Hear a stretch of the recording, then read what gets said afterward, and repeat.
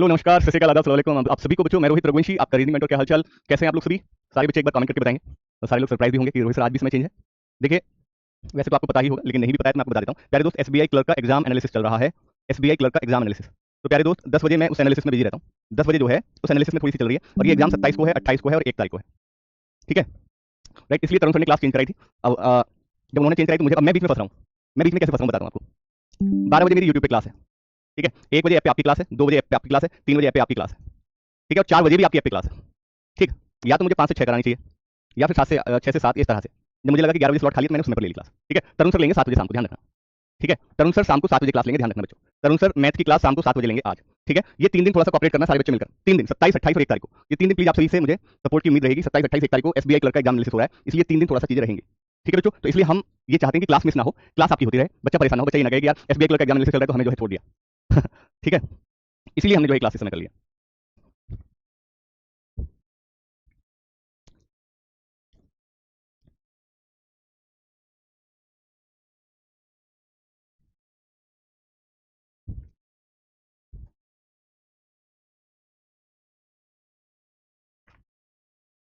हाँ, एक को सैटरडे तो एक को वैसे दिक्कत नहीं हुई, बस कल और आज और कल आपकी दिक्कत रहेगी थोड़ा सा। नहीं, एक को सैटरडे कहाँ है भाई? अच्छा सैटरडे, हाँ, एक को सैटरडे तो वैसे दिक्कत नहीं भाई। आज देखिए 2 दिन सपोर्ट कर लीजिए, 10 बजे हमारी पॉसिबल नहीं है। आप बताइए रोहित सर, एक समय पे 2 जगह उपस्थित हो सकते हैं क्या? एग्जाम एनालिसिस भी है एसबीआई का, और 10 बजे आपकी क्लास में 2 जगह कैसे एक साथ आ सकता हूँ? भाई मैंने बना दिया वीडियो। ठीक है, आज का टॉपिक है कोडिंग डिकोडिंग।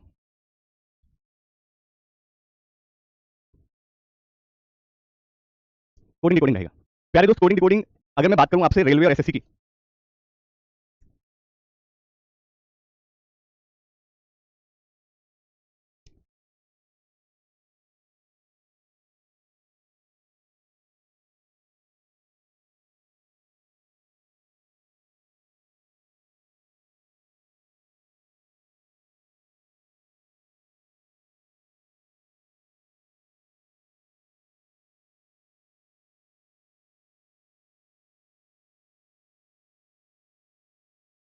चलिए बच्चों, अरे भैया मैसेज बार बार मत करो, टाइम आपका क्लास का 10 बजे ही रहेगा, 10 बजे क्लास का टाइम 10 बजे ही रहेगा रेगुलर। ठीक है, मैं आपको बता चुका हूं, हिंदी में समझ लिया करो यार कि भैया यहाँ पे एसबीआई क्लर्क का एग्जाम चल रहा है, एसबीआई क्लर्क का, इस वजह से अब ये अच्छा रहता है कि हम छुट्टी कर लेते।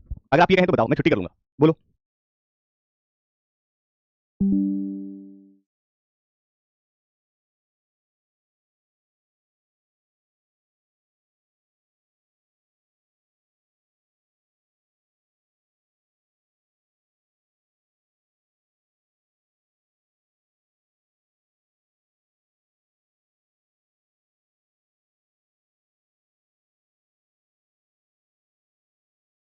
दिया था, अल्फाबेट्स के बारे में आपको बता दिया था मैंने।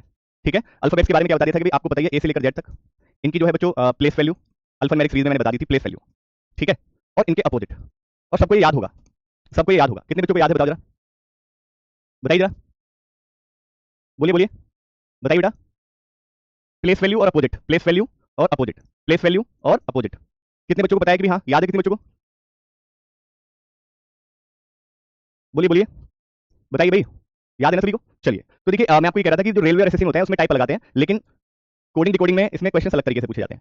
टाइप्स ऑफ क्वेश्चन आपके जो है बच्चों किस तरह से पूछे जाते हैं, ध्यान दीजिएगा। ठीक है, जैसे कि आपका जो है पहला ही टाइप है आपका सब्स्टिट्यूशनल coding,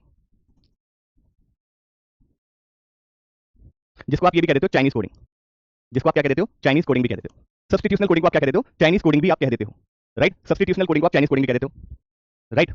binary coding, machine coding, ठीक है, न्यू पैटर्न टाइप कोडिंग, और आपका कंडीशनल कोडिंग। सब्स्टिट्यूशनल कोडिंग सिर्फ आपका प्री में आता है, प्री में। सब्स्टिट्यूशनल कोडिंग सिर्फ प्री में आता है, बाकी जितने भी ये सारे टाइप हैं सारे के सारे मेंस में पूछे जाते हैं। बाकी जितने भी सारे टाइप हैं ये सारे के सारे मेंस में पूछे जाते हैं। ठीक है, तो हम पहले टाइप की चर्चा करेंगे आज, फिर उसके बाद कल से हम आपका ये जो सारे टाइप हैं सारे के सारे मेंस में पूछे जाते हैं। सिर्फ एक सब्स्टिट्यूशनल कोडिंग ऐसा है जो सिर्फ प्री में पूछा जाता है, बाकी जितने भी binary, machine coding, new pattern type, conditional, ये सारे के सारे टाइप आपको कोडिंग जो है ये आपको सिर्फ मेंस में देखने को मिलते हैं, ये सारे मेंस में देखने को मिलते हैं। ओके बच्चों, ठीक है ना बेटा? चलिए, अगर मैं बात करूं चाइनीज कोडिंग की, सब्स्टिट्यूशनल कोडिंग की अगर मैं बात करूं, चाइनीज कोडिंग पहला ही टाइप है, बड़े ध्यान से समझिएगा। मान लीजिए 4 से 5 आपको पैराग्राफ आपको दिए गए, 4 से 5 पैराग्राफ आपको दे रखे हैं, और उनको जो है उनके लॉजिक कोडेड रूप में यहाँ पर सामने आपको दे रखे होंगे। ठीक है, राइट, उनके उनके जो कोडेड रूप में दिए होंगे, उनके जो कोड होंगे यहाँ पर कोडेड रूप में दे रखे होंगे इधर। ठीक है, यहाँ कोडेड रूप में दिए होंगे। तो आप कैसे फाइंड करेंगे किसी भी एलिमेंट, जैसे मान लीजिए यहाँ राम है, यहाँ श्याम है, ठीक है, यहाँ आपका जो है रमेश है, ये ऐसे करके। तो अगर मान लीजिए आपको राम कोड दिया गया होगा तो राम का कोड इसमें ही शामिल होगा, लेकिन आप पता कैसे करोगे कि राम का कोड इन तीनों में, ये जो तीन दे रखे हैं यहाँ पे तीन कुछ भी दे रखे हैं जैसे 2 3 4 5 6 7, आप कैसे पता करोगे कि राम का कोड इन तीनों में से कौन सा होगा? तो पता करने के लिए कई तरीके हैं। पता करना सिंपल से ध्यान रखिएगा, पता कैसे किया जा सकता है? कॉमन के माध्यम से। कॉमन कैसे रोहित सर? मान लीजिए राम कहीं ना कहीं कॉमन दिया गया होगा इन सारे पैराग्राफ में, ऐसा हो सकता है, ऐसा पॉसिबल है कि राम कहीं ना कहीं कॉमन दिया गया हो, तो उसकी मदद से आप कॉमन फाइंड कर सके। एक तरीका तो ये हो जाएगा राम के कोड फाइंड करने का। राम के कोड फाइंड करने का एक तरीका क्या है? या तो राम कहीं ना कहीं अगर कॉमन दिया गया तो कॉमन के माध्यम से राम का कोड फाइंड किया जा सकता है। लेकिन कभी कभी ऐसा होता है कि मान लीजिए राम कॉमन नहीं है और राम का आपसे कोड पूछ लिया गया, तब ऐसी स्थिति में क्या करते हैं? तब ऐसी स्थिति में ध्यान रखना, अगर मान लीजिए राम का कोड पूछा गया और राम आपका कॉमन नहीं है, तो ऐसी स्थिति में जो राम के बगल में होंगे ना, आप उनके कॉमन फाइंड करेंगे कि इनमें से कौन सा कॉमन है, वो कॉमन देके तो जो बचा हुआ होगा वो फिर राम का कोड हो जाएगा। जैसे मान लीजिए रमेश का आपको पता चल गया 23 है और श्याम का पता चल गया 67 है, तो आप बता सकते हो कि रोहित सर राम का 45 हो जाएगा। ये दो तरीके मिलेंगे आपको देखने को। देखो कैसे क्वेश्चन, देखो सीधा सीधा आप सीधे क्वेश्चन पे जंप करो। देखो ये 4 से 5 पैराग्राफ आपको दे रखे हैं, राइट, और 4 से 5 को पैराग्राफ के कोड आपको सामने दिए गए होंगे, सामने इनके जो कोड आपको दे रखे होंगे, ये आपको कोड आपको सामने दे रखे होंगे, ठीक है। इनके कोड आपके जो है बच्चों, बेटा रैंकिंग मेंस में नहीं आता है, रैंकिंग मेंस में नहीं आता, कैसे बताऊं तुम्हें? रैंकिंग टेस्ट मेंस में नहीं आता। प्यारे दोस्त ध्यान से सुन लेना, मैंने सिर्फ आपको रैंकिंग टेस्ट कराया है और रैंकिंग टेस्ट कभी भी मेंस में आएगा नहीं, देख लेना, ये रोहित सर ने बता दिया आपको। और अगर गलती से आया तो जो मैंने कराया उससे बाहर नहीं आएगा, वैसे तो आएगा ही नहीं। अगर आया तो जो है वो जो मैंने कराया उससे बाहर नहीं आएगा, पहली बात। अब एक टॉपिक होता है order and ranking, order and ranking, तो ये टॉपिक मैंने आपको नहीं कराया। ऑर्डर एंड रैंकिंग को मैं कभी भी ऑर्डर रैंकिंग नहीं करता, मैं सिर्फ कहता हूं कंपैरिजन। मैं क्या कहता हूं? कंपैरिजन। और ये मैं इसको बहुत डिटेल में कराऊंगा आपको, बहुत डिटेल में। भाई प्यारे दोस्त, ज्यादा क्वेश्चन करने से अच्छा है जो मैं करा रहा हूं उस पर मैंने पहले कह दिया था। प्यारे दोस्त अगर आप मेरे साथ जुड़े हैं तो भरोसा करके जुड़ना, अगर मेरे साथ जुड़ रहे हैं तो भरोसा करके जुड़ना तो सही। अभी तो कुछ हुआ ही नहीं है, अभी चलते रहिए, लेकिन मैं जब करा दूं ना सारी चीजें, तब तुम कोई भी प्री का पेपर उठा के देख लेना और मेंस का उठा के देख लेना, कुछ भी बाहर मिल जाए तो फिर मुझे बता देना, लेकिन बेवजह की बात मत करो, इधर आ जाओ, चुपचाप आ जाओ, ठीक है। तो अब जैसे आपको क्या करना होगा, आपने देखा कि आपसे क्या पूछा गया, आपको फिर प्रश्न देखना। प्रश्न में आपसे क्या पूछा है? इकोनॉमिक का कोड बताइए।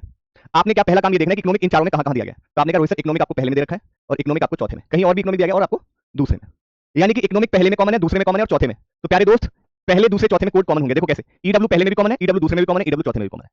तो इसका मतलब साफ ये है कि अगर ये कॉमन यहां है तो इनके कोड भी यहां कॉमन आपको दे रखे हैं, तो मैं डेफिनेटली कह सकता हूं इकोनॉमिक का कोड क्या हो जाएगा? ईडब्ल्यू हो जाएगा, यानी कि पहला विकल्प आपका बिल्कुल सही उत्तर है। पहला विकल्प आपका बिल्कुल सही उत्तर है। अगला क्वेश्चन देखिए, अगले में आपको बताना है नेशन का क्या होगा। नेशन का, नेशन का बताइए, नेशन का क्या होगा? नेशन का क्या होगा? आपने कहा नेशन कहां दिया गया, अब देखो ध्यान से देखना, अब यहां पर समझने वाला खेल होगा सारा। आपने कहा रोहित सर नेशन आपको सेकंड में, थर्ड में दिया गया, सॉरी, क्या नेशन पहले में है? नहीं। नेशन दूसरे में है? नहीं। नेशन चौथे में नहीं। अब आप क्या करें? आप कहेंगे रोहित सर नेशन तो कॉमन ही नहीं है। तो ऐसी स्थिति में क्या करते हैं, जिस पैराग्राफ में जो वर्ड आपको दिया गया, अगर उसका अगर वो वर्ड कहीं कॉमन नहीं है तो उसके बगल वाले उसके पड़ोस में जो भी है उनको देखो, क्या वो कॉमन है क्या? आपने कहा जी गुरुजी चेंज आपका कॉमन है। पॉलिसी कहीं कॉमन आपको दे रखा है?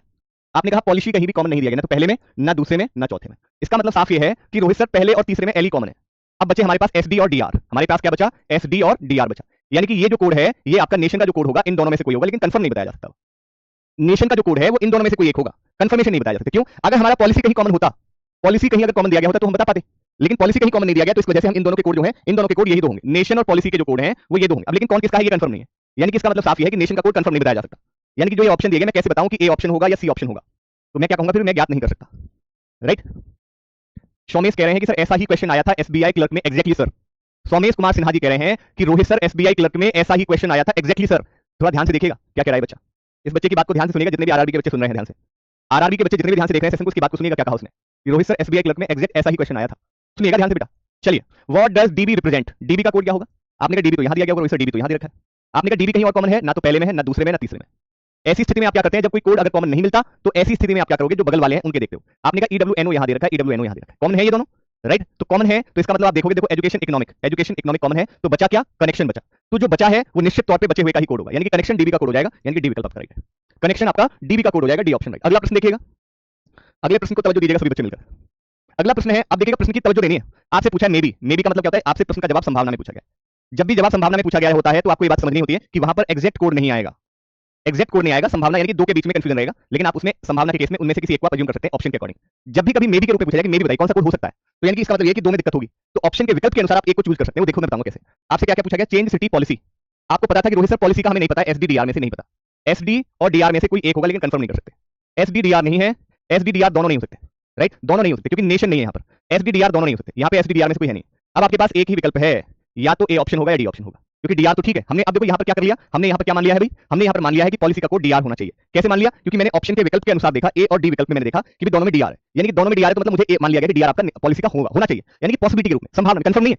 पॉलिसी का कोड कंफर्म नहीं है, लेकिन मेरी पूछा तो मे भी मैंने अज्यूम कर लिया कि हाँ ऐसा हो सकता है ऑप्शन के अनुसार, ठीक है। अब आपने देखा कि रोहित सर एलई भी सही है, एलई यहाँ पर कॉमन है, बचा क्या? वाईटी और ओआर में से कोई एक होगा। वाईटी और ओआर, ओआर यहाँ दिया गया है और वाईटी कहीं दिया गया, बताओ जरा। वाईटी यहाँ दे रखा है, यहाँ दे रखा है, यहाँ दे रखा है, यहाँ नहीं। अरे मेरे दोस्त वाईटी अगर दिया ही नहीं गया तो वाईटी कोड कैसे होगा फिर? बोलो ना। Change city policy, change city policy.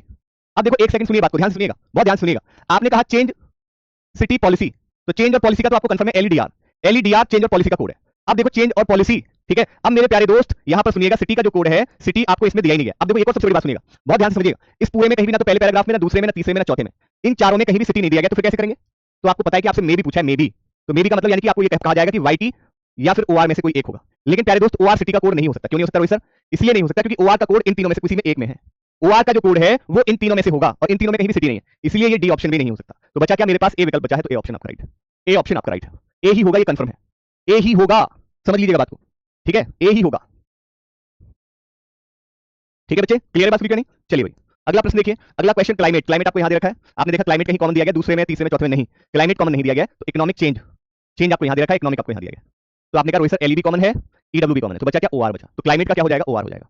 OR किसका है? ओआर आपका क्लाइमेट का है। ठीक है बच्चों, समर यादव कह रहे हैं सर ऐसा एक्सप्लेन कोई नहीं कर सकता सर कसम से। थैंक यू, बहुत बहुत शुक्रिया भाई। ठीक है बेटा, क्लियर बात। चलें आगे की ओर, अगला क्वेश्चन देखिए, अगला क्वेश्चन बदल गया है।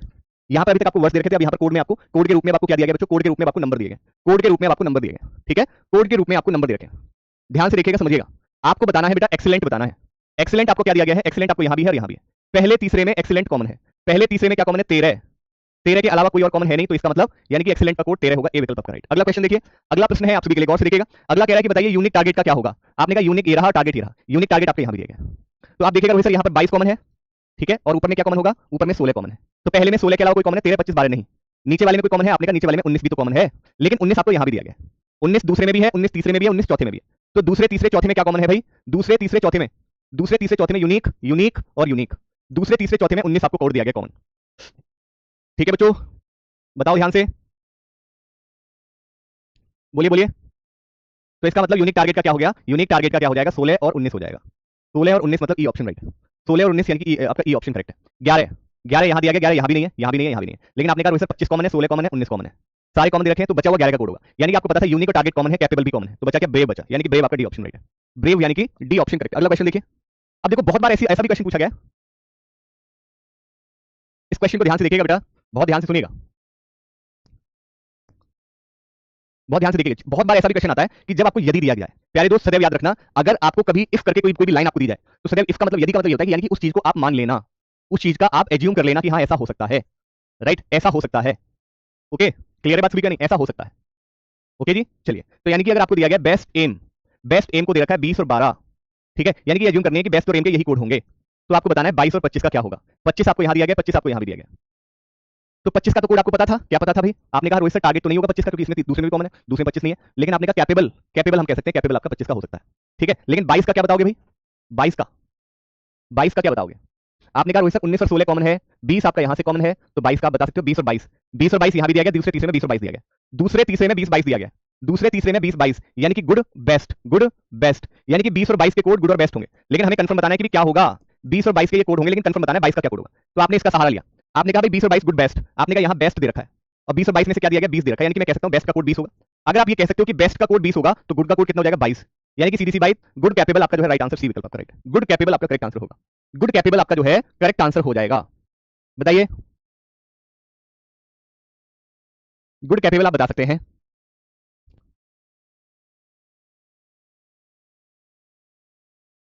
बोलिए,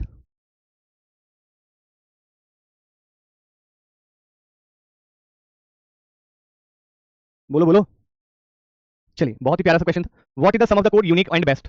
यूनिक एंड बेस्ट यानी कि यूनिक एंड बेस्ट। अब आपको पता है कि यूनिक का तो मुझे कंफर्म पता है, यूनिक यहाँ भी है, यहाँ भी, यहाँ भी, दूसरे तीसरे चौथे में, दूसरे तीसरे चौथे में 19 19 19, दूसरे तीसरे चौथे में 19 हो जाएगा यूनिक का कोड, लेकिन बेस्ट आपको दूसरे तीसरे में दिया गया। तो भाई आपने कहा 20 और 22 कैसे कंफर्म करोगे? 20 और 22 में, 20 और 22 में कैसे कंफर्म करोगे? यानी कि बेस्ट का जो कोड है वो 20 या 22 में से कोई एक होगा। यहां तो मैंने चलो बता दिया, यहां पे हमें यदि करके दिया गया था, यदि यदि बेस्ट के कोड ये है, तो मुझे पता था बेस्ट का कोड 20 या 22 में से होगा, तो चलो मैंने यहां बता दिया कि बेस्ट का कोड 20 हो जाएगा, बेस्ट का कोड 20 है तो गुड का 22 होगा, ये बात क्लियर है। लेकिन यहां पे मैं अगले वाले क्वेश्चन में कोई ऐसी कंडीशन दी नहीं है, कंडीशन दी गई होती तो मैं कुछ बता भी पाता, लेकिन बेस्ट का कोड 20 या 22 में से क्या होगा कैसे बताऊंगा मैं? तो यानी कि 39 हो सकता है या आपका 41 हो सकता है, 39 या 41 में से कोई एक हो सकता है। अब ऑप्शन तो एक मार्क करना है, तो ऐसी स्थिति में आइदर ए और सी विल करेक्ट, आइदर ए और सी विल करेक्ट, ठीक है, क्योंकि वो तो पिछले पिछले क्वेश्चन में हमें कंडीशन दी गई है, हमें कंडीशन दी गई है, यदि यदि बेस्ट और एम के कोड ये है, यदि यदि मतलब हमें मान लेना है इस बात को, यदि मतलब हमें इस बात को मान लेना है। अब मान लेना है तो फिर इसमें सोचने वाली बात क्या है? मान लेना है तो इसमें सोचने वाली बात क्या है? नहीं, सारे कोड डिफाइन मत करिएगा, जो पूछा जाए वही करिएगा बस, ठीक है, क्लियर बात सभी का? नहीं, ई ऑप्शन क्यों होगा ये तो बताइए। क्या आपको लग रहा है कि टारगेट का कोड कुछ और होगा क्या? भाई अगर आपसे पूछा गया 22 और 25, 22 आपको पता चल गया गुड का होगा, क्या 25 का कोड आपको पता नहीं है? क्या 25 का कोड टारगेट थोड़ी ना होगा? अगर 25 का कोड में टारगेट हो सकता था तो मैं कह देता इधर बी और सी, और बी और सी का best capable, sorry best capable, B और सी कह रहा है ना, बेस्ट कैपेबल सॉरी, तो कैपेबल तो कंफर्म है। लेकिन गुड और बेस्ट में तो मैंने यहां से पता लगा लिया ना बेस्ट का कोड। भाई गुड और बेस्ट में बेस्ट का कोड तो 20 है, जब 20 है तो 22 कैसे पता होगा? आपसे तो 22 पूछा है, और बेस्ट का कोड मुझे यहां से क्लियर हो ही गया कि 20 होगा। अच्छा राइट, क्लियर है बात सभी का नहीं? ओके चलिए, ये बात क्लियर है। यहां से मुझे बेस्ट का कोड मुझे पता चल गया है 20 होगा। भाई तुम्हें ये नहीं पता था गुड और बेस्ट का इसमें से होगा कोई? आपने देखा कि यदि बेस्ट कोड के ये कोड है, यानी कि बेस्ट का कोड 20 या 22 में से एक है, तो 20 हमने यहां पे मान लिया कि 20 बेस्ट का होगा, तो फिर बेस्ट होने का तो कोई लॉजिक ही नहीं है। तो आइदर बी और सी, तो कैसे मतलब है? तुम लेकिन ध्यान से सुनोगे समझोगे तभी तो बात बनेगी, तुम तो अपनी मस्ती में मस्त हो। है अगला देखो एक और अद्भुत। अब एक बच्चे का बेचारे का बार बार आ रहा था, कमेंट करके आ रहा था बेचारा बच्चा जो है बार बार चौथे क्वेश्चन की डिमांड कर रहा है। ठीक है, एक बार प्लीज थोड़े बच्चे 1 मिनट सुन लेना, बच्चे ने बहुत बार कमेंट कर दिया, इस चौथे क्वेश्चन को प्लीज एक बार दोबारा समझ लेना। ठीक है, क्योंकि मैं सोच रहा था 10 तक पहले करा दूं, फिर इस क्वेश्चन को कराएंगे। चौथे क्वेश्चन को दोबारा समझो, पहले प्रश्न को पढ़ो ध्यान से। प्रश्न में आपसे मे भी पूछा है, मे भी का मतलब यह है कि आपको कोड आप एग्जैक्ट ना भी निकाल पाए तो संभावना में बता सकते हैं। ठीक है, संभावना में आपसे पूछा है change city policy, change city policy. मुझे ये बात पता थी कि भाई पॉलिसी और चेंज पॉलिसी, तो भाई पॉलिसी का तो मुझे पता, चेंज का तो मुझे पता था पहले और तीसरे में एली, तो चेंज का तो मैंने कंफर्म कर दिया। और पॉलिसी का मुझे ये नहीं पता एसडी या डीआर, एसडी या डीआर में से कोई होगा। पॉलिसी का जो कोड है वो एसडी डीआर। अब मुझे बताइए चेंज नेशन पॉलिसी, राइट, और हमसे क्या पूछा change city, change nation policy, वहां पूछा चेंज सिटी, नेशन तो है नहीं, नेशन होता तो मैं कह देता एसडी डीआर एली, तो ये तो नहीं हो सकता। राइट चलो पहली बात। दूसरी बात, एसडी या डीआर में से, पॉलिसी का कोड एसडी या डीआर में से कोई एक होगा। अगर एक होगा तो यहां तो कोई भी नहीं दिया गया, यहां तो कोई भी नहीं दिया गया, तो तीन ऑप्शन तो मैंने ऑप्शन को देख के एलिमिनेट कर दिया। अब मेरे पास ये बचे हैं, यहाँ पे एलईडीआर, यहाँ कॉमन है, एलईडीआर यहाँ है। इसका मतलब मुझे ये समझ आया कि वाईटी या ओआर में से कोई सिटी का होना चाहिए। सिटी का कोड जो है वो वाईटी या ओआर में से होना चाहिए। आपने कहा रोहित सर इस पूरे पैराग्राफ में कहीं भी सिटी दिया ही नहीं है, तो यानी कि इतनी तो बुद्धि आपको भी लगानी होगी कि अगर यहाँ कहीं सिटी नहीं दिया गया तो फिर इसके कोड भी यहाँ नहीं हो सकते। सिटी अगर यहाँ नहीं दिया गया है तो उसका कोड भी यहाँ नहीं दिया गया होगा, ये तो कॉमन सेंस वाली बात है। अगर नहीं दिया गया होगा लेकिन ओआर का कोड तो ये तो कंफर्म है ना कि ओआर तो इनमें से किसी का होगा, इतनी तो बुद्धि है। ओआर जो है वो इन तीनों में से तो किसी का होगा, राइट। तो फिर मैं सिटी का ओआर कैसे कह सकता हूं? मैं किसी चीज को मैं संभावना में भी नहीं कह सकता। अगर मुझसे कोई कहे, जैसे मान लीजिए मुझसे कोई कहे कि भाई मेरा जो है मेरी आंखों के सामने किसी की शादी होती मैंने देखी है, ठीक है, मैंने अपनी आंखों से, अब मुझसे कोई कहे कि यार उसकी शादी उससे संभावना है उससे होने की, तो मैं कैसे मान लूं? संभावना में नहीं मान सकता उस केस में। यानी कि कोई बात अगर मुझे कंफर्म पता है तो उस बात को फिर संभावना में कैसे कह सकते हो यार? ठीक है, मुझे ओआर का कंफर्म पता था तो मैं उसको संभावना में कैसे कह दूं? अब सोच के देखो ना, जब चार ऑप्शन आप एलिमिनेट कर चुके हो तो ये आपका पहला विकल्प आपका राइट हो। अब देखो वाईटी आपका कहीं भी यहां दिया भी नहीं गया, अगर यहां पर कहीं भी वाईटी नहीं दिया गया तो मैं ये बात एज्यूम कर सकता हूं क्योंकि मुझसे पॉसिबिलिटी में पूछी गई है और इस बात को मैं एज्यूम कर सकता हूं। ठीक है, क्लियर बात? चलिए आइए 11वां क्वेश्चन देखिए। 11वां क्वेश्चन आपसे भी देखिएगा ध्यान से। आपको बताना है कि टैक्स का बताना है। टैक्स आपको जो है तीसरे चौथे में दिया गया, तीसरे चौथे में क्या कॉमन दे रखा है बच्चों? 18 दिया गया। 18 मतलब आपका जो है डी ऑप्शन करेक्ट है। 18 मतलब डी ऑप्शन आपका करेक्ट आंसर है। अगला क्वेश्चन देखिए, आपसे पूछा गया 63 32, 63 यहाँ कॉमन है और 63 कहीं कॉमन आपको दे रखा है और 32 यहाँ है। 63 और 32 कहीं कॉमन दे रखे हैं क्या? आपने कहा नहीं दे रखे। इसका मतलब इसमें जो है क्या क्या कॉमन है? जैसे 18 कॉमन है, 15 कॉमन है, 54 कॉमन है, तो 32 आप निकाल सकते हो। यानी कि आपने पता चल गया अकाउंटेंट कॉमन है और आपका जो है भाई बैंक आपका कॉमन है कहीं, हाँ जी बैंक कॉमन है, आपका पेबल और टैक्स, टैक्स आपका कॉमन है, तो यानी कि पेबल आप बता सकते हो फिर। यानी कि 32 जो है पेबल का होगा, 32 जो है वो पेबल का होगा। पेबल यानी कि ये दोनों तो ऑप्शन आपके हट गए। अब सी और डी में से कोई होगा। ठीक है, 63 देखो आपने कहा 38 कहीं कॉमन दिया गया, हाँ जी दे रखा है। 74 कहीं दिया गया, 74 ना तो यहाँ है ना यहाँ है ना यहाँ, यानी कि इसका मतलब रोहित सर इसका जो कोड है वो डेफिनेट नहीं आएगा, डेफिनेट नहीं आएगा। क्यों? क्योंकि ये दोनों में से 74 अगर कॉमन होता तो मैं बता देता। ठीक है, यानी कि आपने कहा रोहित सर अगर मैं देखूं, अगर बैंक तो चलो कॉमन हो गया, राइट, बैंक कॉमन है, आपने कहा ठीक है, रिसीव्ड कॉमन है, ठीक है, लेकिन अमाउंट डिपॉजिट ना तो दूसरे में दे रखा है, ना तीसरे में दे रखा है, ना चौथे में। इसका मतलब अमाउंट और डिपॉजिट में से कोई एक होगा। यानी कि पेबल तो कंफर्म है, लेकिन अमाउंट और डिपॉजिट में से कौन होगा? अमाउंट भी हो सकता है, डिपॉजिट भी हो सकता है। दो ऑप्शन तो आप मार्क कर नहीं सकते, तो आप क्या कहोगे? आइदर सी और डी। अमाउंट और डिपॉजिट में से कोई एक होगा, ये कंफर्म है, लेकिन कौन होगा ये कंफर्म नहीं है। तो ऐसी स्थिति में क्या कहेंगे भाई? आइदर सी और डी कहेंगे, क्योंकि आपको पता है अमाउंट और डिपॉजिट में से कोई एक होना चाहिए, लेकिन कौन होगा वी आर नॉट श्योर। इसके बारे में हम कंफर्म नहीं कर सकते। अगला क्वेश्चन देखिए, अगला क्वेश्चन देखो, फिर यहाँ पे आपको यदि करके दे दिया गया, फिर आपको यदि करके दिया गया, यदि ऐसा होता, यदि एक्सपेंस असेट आपको ऐसे दिया गया, यदि एक्सपेंस असेट आपका जो है इनमें से कोई कोड है, ठीक है, यदि एक्सपेंस असेट के कोड ये है, यानी यदि के केस में सदैव ये मानना है कि आप जैसे मान लीजिए यदि मैं प्रधानमंत्री होता, यदि मैं अक्षय कुमार होता, यानी कि we are assuming to myself कि if I am Akshay Kumar, right, if I am Ambani, तो रुपए की भरमार होती है इस तरह से, मान मतलब मैंने अपने आपको एज्यूम कर लिया है। तो जब भी कभी यदि लग करके लगेगा तो उस केस में उन कोड को आपको मानना पड़ेगा, यानी एक्सपेंस एसेट के कोड इन दोनों में से होंगे। ठीक है, आपको बताना है डेबिट अकाउंटेंट बताने। आपने कहा अकाउंटेंट आपका जो है दूसरे तीसरे में कॉमन है। दूसरे तीसरे में अगर मैं देखूं तो दूसरे तीसरे में रोहित सर 54 के अलावा कोई कॉमन है क्या? नहीं। अकाउंटेंट का बता सकते हो, डेबिट कहां दिया गया? डेबिट आपको यहां दे रखा है। प्यारे दोस्त अगर मैं देखूं 18 कॉमन है, क्योंकि डेबिट कहीं भी कॉमन नहीं दिया गया, ध्यान रखना, पहले में ना दूसरे में ना तीसरे में, डेबिट कहीं कॉमन नहीं है। ठीक है, 18 कॉमन है टैक्स का। 23 कॉमन है, आपने कहा 23 कॉमन है, बिल्कुल कॉमन है जी पब्लिक का। 23 किसका कॉमन है? पब्लिक का। अब बचा 80 और 65। प्यारे दोस्त आपको पता है एक्सपेंस असेट यही होंगे 80, यानी कि इस पूरे में एक्सपेंस दिया गया, यानी एक्सपेंस यहां से इन दोनों को देखोगे तो इन दोनों में क्या कॉमन है? 80 कॉमन है, यानी एक्सपेंस का कोड क्या हो गया? 80 हो गया। यानी एक्सपेंस का मुझे पता चल गया 80 हो गया, तो बचा क्या? तो डेबिट का बचा, डेबिट क्या हो जाएगा? 65 हो जाएगा। तो डेबिट क्या हो जाएगा? 65 हो जाएगा। ठीक है, डेबिट का क्या हो गया? 65 और क्या हो गया? 54। तो 65 और 54 बी विकल्प करेक्ट है। 65 और 54 यानी कि बी विकल्प आपका करेक्ट है। अगला क्वेश्चन देखिए बच्चों, अगला क्वेश्चन देखिए, 14th क्वेश्चन आप सभी के सामने।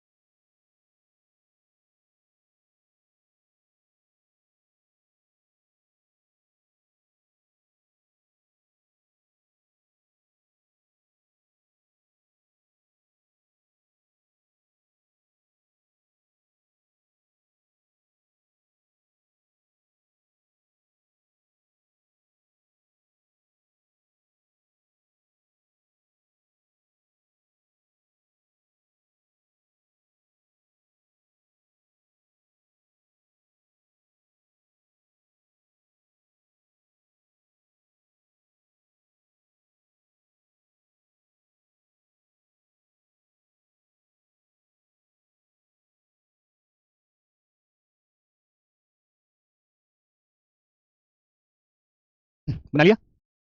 23, 18, 38 दे रखा है, ठीक है। 18 तो चलो कॉमन है, 18 क्या कॉमन है भाई, टैक्स कॉमन है, टैक्स बता दिया। 23 कहीं कॉमन है आपका दिया, हाँ जी, दूसरे चौथे में कॉमन है। दूसरे चौथे में क्या कॉमन है, पब्लिक, पब्लिक बता दिया। 38, 38 पहले दूसरे में कॉमन है, पहले दूसरे में क्या बता दिया भाई आपने, रिसीव्ड बता दिया, रिसीव्ड बता दिया। तो पब्लिक टैक्स रिसीव्ड किस ऑप्शन में दिया गया, आपका ई ऑप्शन में दिया गया है, public tax received E option में दिया गया। अगला क्वेश्चन देखिए, 15वां प्रश्न है, एक्सपेंस आपको बताना है। 15वां क्वेश्चन आपको एक्सपेंस दे रखा है।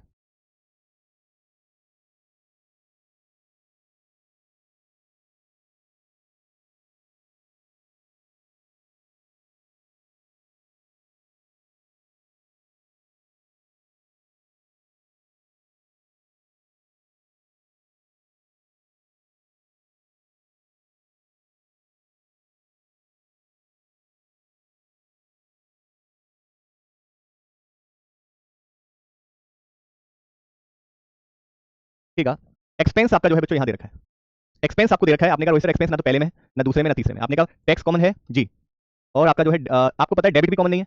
एक्सपेंस आपका जो है ना तो पहले में है, ना दूसरे में, ना तीसरे में, और डेबिट भी ना तो पहले में, ना दूसरे में, ना तीसरे में। इसका मतलब इसका डेफिनेट कोड नहीं निकल सकता, कैन नॉट बी डिटरमाइंड। इसका फिर डेफिनेट कोड कैसे निकाल पाएंगे, राइट? इसका जो है डेफिनेट कोड कैसे निकाल पाएंगे फिर हम?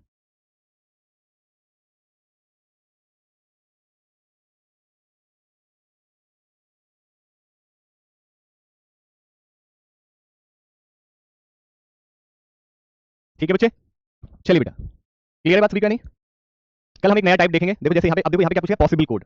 क्या पूछा गया है, पॉसिबल कोड पूछा गया है।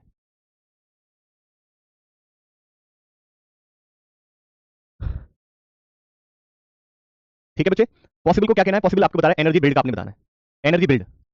एनर्जी बिल्ड आपने देखना है बच्चों, एनर्जी यहाँ दिया गया और बिल्ड कहाँ दे रखा है। आपने कहा रोहित सर ना तो बिल्ड यहाँ है, ना बिल्ड यहाँ है, ना बिल्ड यहाँ है, ना यहाँ है।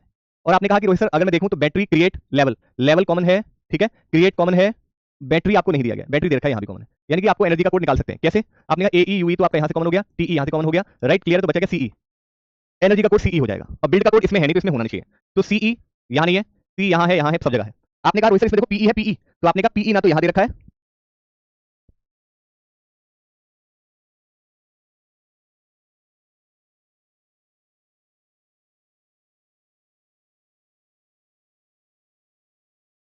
ठीक है। आपने देखा कि रोहित सर पीई ना तो यहाँ दे रखा है, ना यहाँ दिया गया है, ना यहाँ दिया गया, ना यहाँ दिया गया, ठीक है। तो इसका मतलब मैं ये कह सकता हूँ पीई आपका हो जाएगा, ठीक है। क्योंकि आप देखोगे, देखो जैसे सीई तो तीनों में दे रखा है, एमई, एमई पहले में दिया गया तो पहले में दिया गया, तो आपका बिल्ड का कोड नहीं होगा। टीई, टी आपको दूसरे में दिया गया तो टी नहीं होगा। एई, ए आपको पहले में दिया गया, बिल्कुल नहीं होगा। यानी कि ये जो तीनों के तीनों कोड, ये जो है, ये तीनों के तीनों कोड यहाँ पर एग्जिस्टिंग है, तो एग्जिस्टिंग है तो ये बिल्ड के कोड तो नहीं होंगे फिर ये।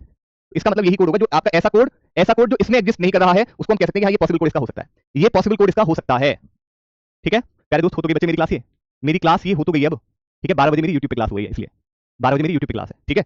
चलिए, ये एग्जाम एनालिसिस के क्लास में हम भी जो है क्लास कह रहा हूँ, क्लास एग्जाम एनालिसिस की वजह से जो क्लास हो रहा है ना, क्लास, इस वजह से हम भी परेशान है भाई कि बच्चे को 10 बजे को आदत पड़ी हुई है। लेकिन हम हमारी, अब बताइए हमारी गलती बताइएगा, हम छुट्टी नहीं कर रहे हैं, लेकिन चाहे तो हम कहते हैं यार चलो एग्जाम एनालिसिस कराना है, हमें क्या करना है, छोड़ो।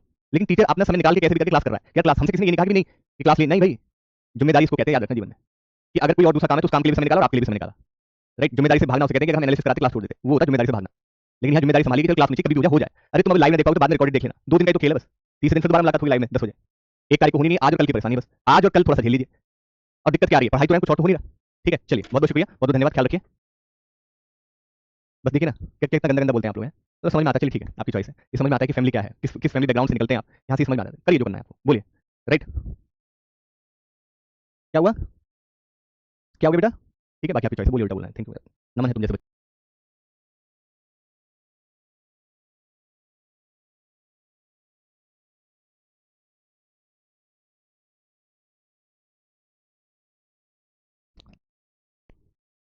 वेरी गुड इवनिंग, नमस्कार, सत श्री अकाल, आदाब, अस्सलाम वालेकुम आप सभी को। मैं रोहित रघुवंशी, आपका रीडिंग मेंटर। क्या हालचाल, कैसे हैं आप लोग सभी? सारे लोग एक बार कमेंट करके बताएंगे, सब लोग अच्छे हैं? हाँ जी, सभी एक बार कमेंट करके बताइए, सब लोग ठीक ठाक, सब लोग अच्छे हैं जी। गुड इवनिंग, गुड इवनिंग बच्चों, नमस्कार, राधे राधे आप सभी को, राधे राधे बच्चों, राधे राधे बेटा। सब लोग अच्छे हैं तो एक बार कमेंट करके बता दीजिए।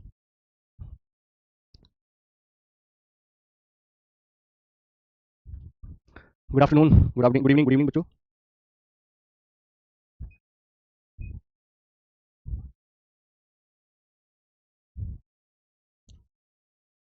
रघुवंशी यानी यादव नहीं, रघुवंशी यादव नहीं होते, वो यदुवंशी होते हैं। यदुवंशी यादव, रघुवंशी राजपूत ठाकुर होते हैं, ठीक है। चलिए, ये तो आपको नॉर्मल सी बात पता होनी चाहिए, है जी। तो शुरू करें भाई बच्चों, एक बार कमेंट करके बता दो कि शुरू किया जाए।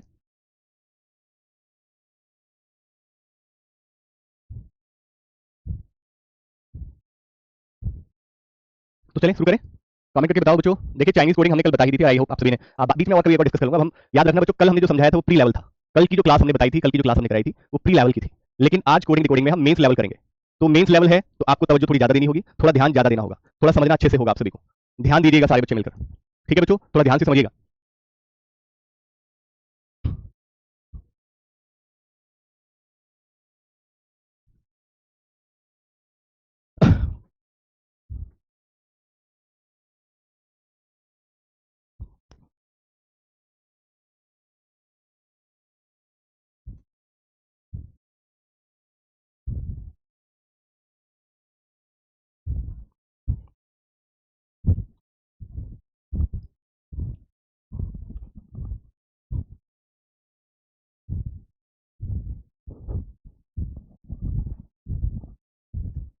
आइए देखिए बच्चों ध्यान से, बहुत ध्यान से समझिएगा।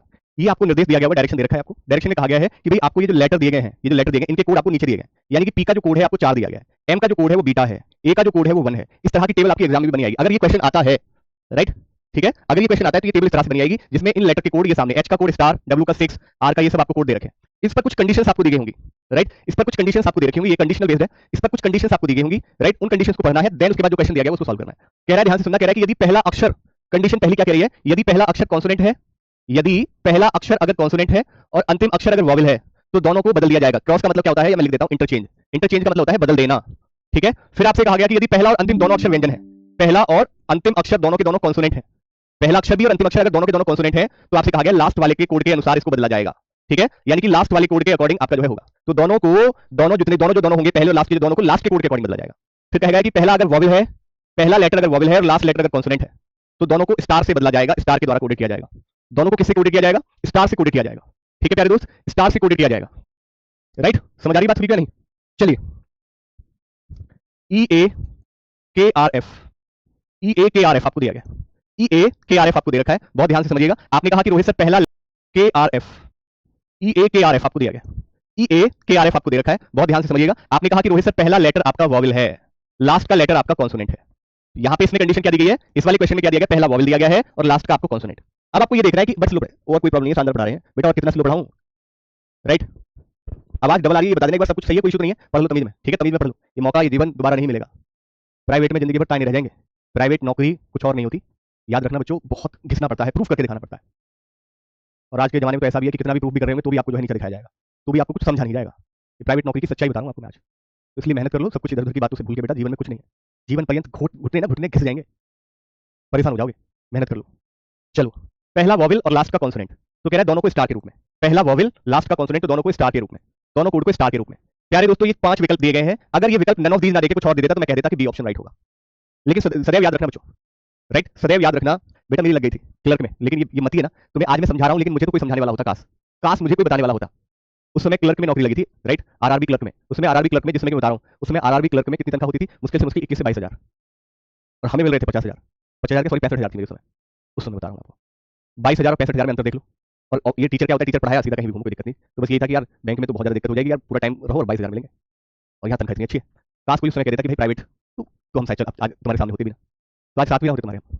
तो यू आर वेरी लकी कि हमने वो डिसीजन लिया कि नहीं गए, आज तुम्हारे सामने भी है, ठीक है। चलिए, तो अगर मैंने कहा कि देखिए ऑप्शन में नन ऑफ दीज, याद रखेंगे इस चीज को, ध्यान रखें, नन ऑफ दीज ये कहता है कि विकल्प नहीं, तो ये रिस्क बन जाता है कि मान लीजिए क्या पता ये ना हो। तो ऐसी सिचुएशन के लिए हमें ए के आर के भी कोड देखने होंगे। ए का 1 है, राइट, के का ये वाला साइन है और आर का ये वाला साइन है, तो 1 1 ये साइन है और ये साइन है। तो देखो ये वाले साइन आपको दिए गए या नहीं दिए गए, आपने कहा बिल्कुल सही, बी विकल्प आपका राइट है। कितना सिंपल क्वेश्चन था,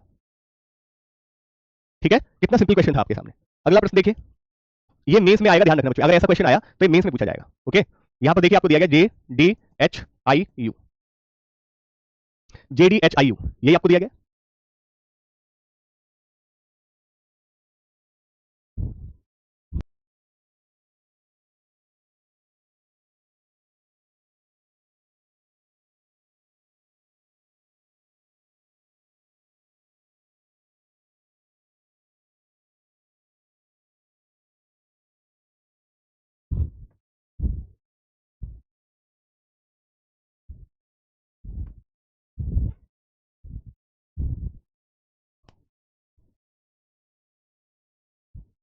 ठीक है, यहां देखिए पहला आपका जो है क्या है, कॉन्सोनेंट है और लास्ट वाला आपका वॉवेल, पहला कॉन्सोनेंट है और लास्ट का वॉवेल है। देखिएगा जरा, पहला कॉन्सोनेंट और लास्ट का वॉवल, पहला कॉन्सोनेंट और लास्ट का वॉवल दोनों के कोड इंटरचेंज, इंटरचेंज का मतलब क्या हो गया, इंटरचेंज का मतलब ये हो गया कि जे का कोड यहां जाएगा और यू का कोड यहां, इंटरचेंज का मतलब ये होता है। तो जे और यू का कोड क्या है, जे का 3 है और यू का 7, जे का 3, जे का कोड क्या है 3 और यू का कोड क्या है बच्चों 7। किस ऑप्शन में दे रखा है, आपने कहा ये भी नहीं ये भी नहीं, अगर ये नन ऑफ दीज ना होता तो मैं डायरेक्टली इसको कहता, लेकिन नन ऑफ दीज है तो मुझे डीएचआई के भी देखने होंगे, नन ऑफ दीज है तो मुझे डीएचआई भी देखना होगा। डी का 5, एच का स्टार, आई का and, 5 star and, 5 star and, 5 star and आपको दिया गया, यानी कि सी विकल्प आपका राइट, सी विकल्प आपका राइट। चलिए क्लियर बात, अगला देखिएगा, ध्यान रखना किसी के कारण सिलेक्शन नहीं होता, सिलेक्शन खुद की वजह से होता है। हम तो आपके माध्यम है, एक रास्ता दिखाने वाले हैं, सिलेक्शन तुम ही लोगे राइट, परफॉर्मेंस तुम ही दिखाओगे।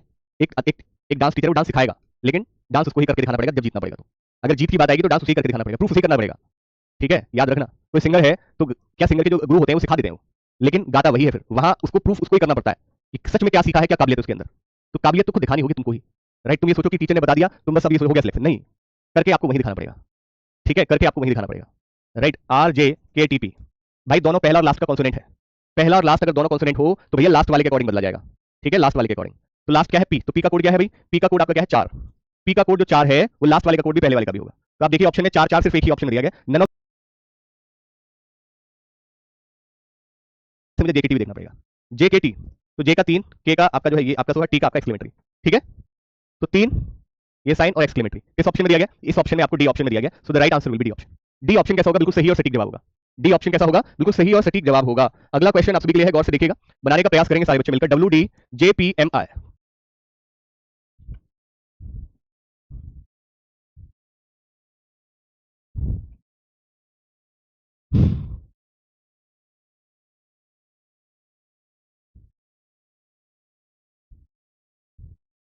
चलिए बच्चों, याद तो कुछ करना ही नहीं है, याद कुछ नहीं करना, ये कंडीशंस बेटा रखी हुई आएंगी आपके सामने, ये टेबल बनी हुई आएगी, तुम पागल हो जाते हो, बेवकूफ हो गया, बेहुदे हो गया। जब तुमसे शुरू में मैंने क्वेश्चन शुरू करने से पहले ही बता दिया कि बेटा ये टेबल एग्जाम में भी अगर आया क्वेश्चन राइट तो टेबल ऐसे बनी आएगी, ठीक है, और ये कंडीशंस ऐसे दी जाएंगी आपको। ये टेबल देखनी देखी आपने, ये कंडीशंस आपने प्रॉपर नोट कर ली, फिर उसके बाद ये क्वेश्चन बनाइए। पहला कॉन्सोनेंट है और लास्ट का आपका वॉवल है, पहला कॉन्सोनेंट है और लास्ट का वॉवल है, तो पहला कॉन्सोनेंट और लास्ट का वॉवल, पहला कॉन्सोनेंट और लास्ट का वॉवल, तो इंटरचेंज, इंटरचेंज का मतलब ये हो गया डब्ल्यू का कोड लास्ट में और आई का कोड पहले, इंटरचेंज का मतलब ये है। तो डब्ल्यू और आई का कोड क्या है, डब्ल्यू का 6 है और आई का एंड है, डब्ल्यू का 6, डब्ल्यू का 6, आई का एंड है। एंड और 6 किसमें दिया गया, एंड और 6 इसमें दिया गया, बाकी किसी और में तो नहीं दे रखा। अगर नन ऑफ दीज ना होता तो मुझे ये देखने की जरूरत नहीं पड़ेगी, लेकिन नन ऑफ दीज है तो मुझे ये सारे देखने पड़ेंगे। डीजेपीएम, डीजेपीएम, डी का 5, जे का 3, पी का 4, एम का आपका क्या होगा, एम का बीटा, 534 बीटा, 534 बीटा दे रखा है, 534 बीटा, यानी कि पहला विकल्प आपका राइट है। पहला विकल्प आपका कैसा होगा, बिल्कुल सही और सटीक जवाब होगा बच्चे, पहला विकल्प होगा बिल्कुल सही राइट, ठीक है बच्चे, क्लियर है बात सभी को। बेटा मैंने किसी भी क्वेश्चन का ए ऑप्शन तो लगाया नहीं है, देखो पहले का बी था, दूसरे का सी था, तीसरे का डी था, और इसका चौथे वाले का तो ए ऑप्शन होगा, ये तो श्योर है, ठीक है बच्चे। चलिए बेटा अगला क्वेश्चन देखिए, इस क्वेश्चन को देखिएगा, आपसे कह रहा है U R A P H आई,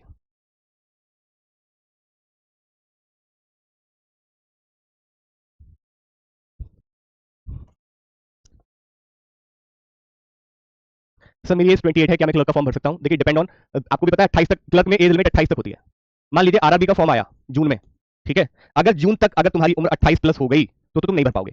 अगर तुम्हारे जैसे मान लीजिए किसी बच्चे का जन्म जैसे किसी की उम्र 28 नहीं है, 28 होने वाली है, दिसंबर में वो 28 हो जाएगा, दिसंबर में वो 28 हो, अभी 27 चल रही है लेकिन दिसंबर में वो 28 हो जाएगा, तो वो क्लर्क का फॉर्म भर पाएगा इस बार।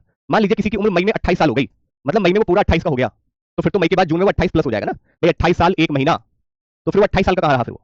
लेकिन अगर किसी का आपका जो है जुलाई में 28 का हो रहा है, अगस्त में 28 का हो रहा है, सितंबर में 28 का हो रहा है, अक्टूबर में 28 का हो रहा है, तो उस केस में वो फॉर्म को भर सकता है, उस केस में वो फॉर्म को भर सकता है, ठीक है बच्चों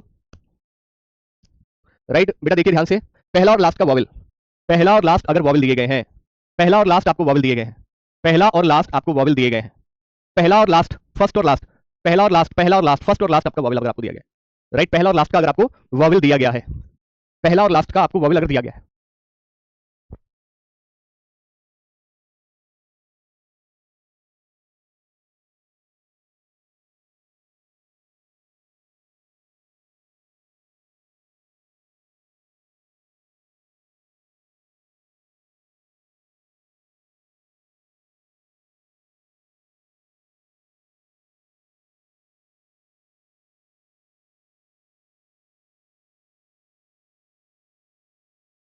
तो पहला और लास्ट का वॉवल आपको दे रखा है, हाँ बेटा दी जाएंगी, कैसे उर्दू में कहूं मैं, किसी बात कह दूं, या मैं कहता ही हूं पूरे घंटे में इस बात को, पूरे घंटे में इस बात को मैं कहता रहूं, ये कंडीशन दी जाएंगी, ये कंडीशन दी जाएंगी, ये कंडीशन दी जाएंगी, ये कंडीशन दी जाएंगी, राइट। अब देखिए कह रहा है कि पहला और लास्ट प्रोबेबल यहाँ भी नहीं है, पहला और लास्ट प्रोबेबल यहाँ भी नहीं है, पहला और लास्ट प्रोबेबल यहाँ भी नहीं है। तो ऐसी सिचुएशन में जो कोड आपको दे रखा है डायरेक्ट आप सारे के सारे वैसे लिख दीजिए। जैसे यू आर ए, तो यू का क्या है भाई, यू का 7, आर का ये वाई, ए का क्या है 1, तो 7 ये वाई 1, 7 वाई सा ये जो सिंबल है ये और 1। तो किस ऑप्शन में दिया गया, इनमें तो नहीं है, इसमें दे रखा है पी एच आई, पी एच आई, पी एच आई, पी एच आई, पी का क्या है 4, एच का स्टार और आई का and, 4 star and, 4 star and, D option correct है। मतलब अगर कोई भी कंडीशन सेटिस्फाई नहीं हो रही है तो डायरेक्ट जो कोड आपको दिए गए वो डायरेक्ट कोड सारे के सारे यहाँ रख दो, जो कोड आपको दे रखे हैं राइट, ठीक है, वो डायरेक्ट सीधा सीधा यहाँ रख दो। ठीक है, प्लीज क्लियर देखिएगा ध्यान से। अगला देखेंगे बच्चों, अब देखो इसको तुम बनाओ ध्यान से, इस क्वेश्चन को तुम बनाइए सारे बच्चों मिलकर, इसको आप ध्यान से तुम बनाइए।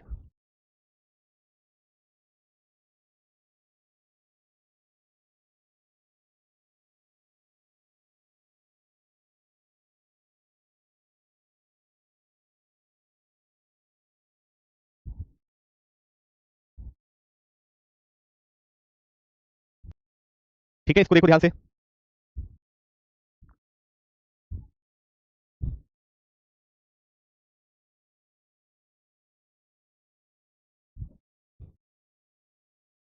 ठीक है, ये कंडीशन देखो ध्यान से सारे के सारे भी, सारे के सारे ये कंडीशन ध्यान से देखो।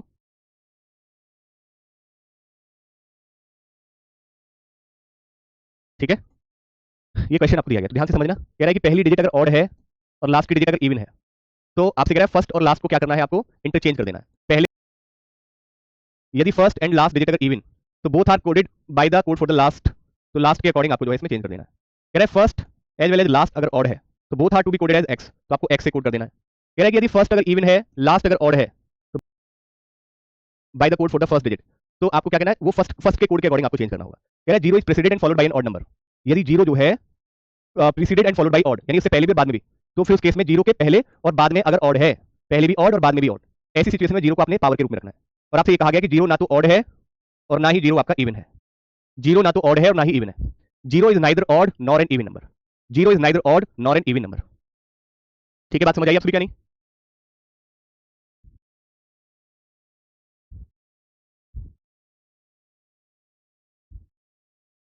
बताइए भाई, zero is neither odd number, zero ना तो ऑड नंबर है और ना ही इवन नंबर है, zero is neither an odd number और नॉर एन इवन नंबर। ठीक है बच्चों, चलिए बेटा, 81352246,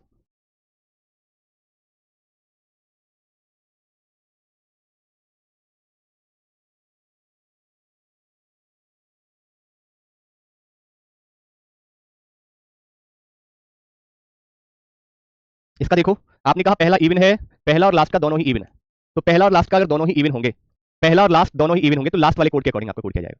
पहला और लास्ट अगर दोनों ही इवन है तो लास्ट वाले कोड के अकॉर्डिंग यहाँ पर होगा। तो भैया लास्ट वाला क्या था भैया आपके सामने, लास्ट वाला है 6, 6 का क्या है कॉपीराइट, 6 का क्या है कॉपीराइट, और लास्ट वाले के अकॉर्डिंग आपका होगा तो पहले का भी कॉपीराइट हो जाएगा। आपने कहा इन दोनों ऑप्शन में दिया गया तो ये दोनों तो होंगे नहीं, बीच वाले देख लो 13524, 13524, 1 का सी, 3 का टी, 5 का पी, 2 का बी, 4 का के, सी टी पी बी के, सी टी पी बी के आपका जो है बच्चों ये होगा, सी टी पी बी के आपका जो है बच्चों ये होगा, सी टी पी बी के, यानी कि आपका जो है सी टी पी बी के, सो दैट सी विकल्प आपका राइट है, C option should be right. Clear बात, क्लियर है या नहीं? चले आगे की ओर, अगला क्वेश्चन देखें। अगला देखो, आपने कहा 4307058, आपने कहा पहला और लास्ट इवन है, तो लास्ट के अकॉर्डिंग होगा, लास्ट के अकॉर्डिंग का मतलब है 8 का क्या है स्टार, 8 का अगर स्टार है तो लास्ट वाला जो कोड है वही पहले वाले का। फिर आपने देखा कि अगर जीरो के पहले ऑड और बाद में भी ऑड, तो यहाँ पे पावर, जीरो के पहले ऑड और बाद में भी ऑड, तो यहाँ पे पावर। ठीक है, राइट। अब आप बस 375 का देख लो, 375 का, 375 का देख लीजिए, 3 का टी है, 7 का डॉलर है, 5 का P, T dollar P, T dollar P, T dollar और P, T dollar P, right, T dollar P. प्यारे दोस्तों, मैं बस आपसे इतना सा कहना चाहता हूं कि ये जो ए बना रखा है ना, देखिए इतना थोड़ा बहुत हो जाता है, ये ए जो है ये पावर का साइन है, बस ध्यान रखना, जहां जहां ये ए दे रखा है ये पावर का साइन है। ठीक है जी, ये आपका पावर का साइन है, पावर का साइन है।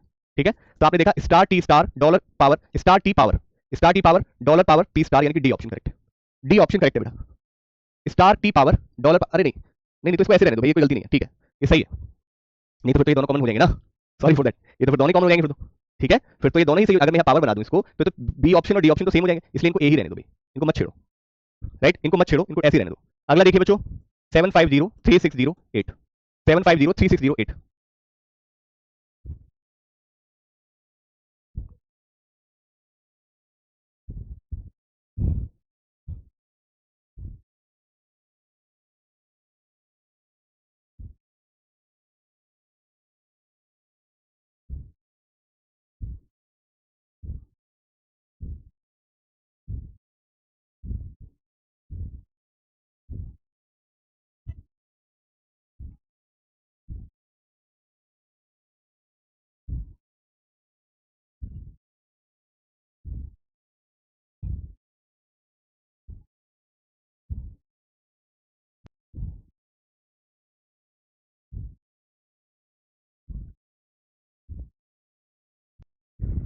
ध्यान से देखो इधर, आपने कहा पहला ऑर्डर लास्ट का इवन, पहला ऑर्डर लास्ट का इवन, पहला ऑर्डर लास्ट का इवन, पहला ऑर्डर लास्ट का इवन इंटरचेंज कर देंगे। इंटरचेंज का मतलब ये हो गया कि 8 का जो स्टार है वो यहाँ पे आ जाएगा और 7 का जो होगा क्या होगा, 7 का डॉलर आपका यहाँ आ जाएगा। इसी को कहते हैं इंटरचेंज करना, लास्ट वाले का पहले पर, पहले वाले का लास्ट पे। अब आपको पता है जीरो से पहले भी और बाद में भी, तो जीरो के लिए पावर, जीरो के पहले और बाद में और इवन नहीं है तो बाद इसका नहीं होगा कुछ। यहाँ जीरो के पहले इवन है और नहीं तो इसमें कोई चेंज नहीं होगा। 5360, 5360, 5 के लिए क्या है, आपने कहा कि सर 5 के लिए पी है, 3 के लिए टी है, 5 के लिए पी है, 3 के लिए टी है, ठीक है, और 6 के लिए कॉपीराइट है, और 6 के लिए क्या है, 6 के लिए कॉपीराइट है, 6 के लिए कॉपीराइट है। और जीरो के लिए, जीरो के लिए क्या है भाई, जीरो के लिए ए है, जीरो के लिए क्या है भाई, जीरो के लिए ए है, राइट। तो ये वाला आपका आंसर होगा। किस ऑप्शन में दिया गया, star P power T copyright A आपका जो है dollar, dollar, star P power T copyright A dollar, यानी कि सी विकल्प आपका राइट है। सी विकल्प आपका बिल्कुल सही जवाब है, ठीक है। 8 का बच्चों क्या हो जाएगा, डॉलर हो जाएगा। 8 का क्या होगा, 8 का आपके लिए क्या हो जाएगा बच्चे, नहीं 8 के लिए तो स्टार है, एक सेकंड, 8 के लिए तो स्टार है, हमने डॉलर क्यों लग दिया, 8 के लिए तो स्टार है, हाँ तो सही, तो इंटरचेंज हो गए। 8 का जो इंटरचेंज है वो आपका यहाँ गया स्टार, और डॉलर आपका लास्ट में आ गया, डॉलर आपका लास्ट में आ गया, लास्ट वाला पहले पे और पहले वाला लास्ट में, इस तरह से इंटरचेंज हो गया। तो आपका जो है सी विकल्प आपका राइट होगा। नहीं बेटा 4 बजे नहीं रहेगा, अभी मैंने आपको 100 बार बता दिया, एसबीआई क्लर्क का एग्जाम है, इस चक्कर में थोड़ा सा हो रहा है। एसबीआई क्लर्क का एग्जाम है, इस वजह से ये चीजें हैं, बाकी और कुछ नहीं। 9256473, ठीक है।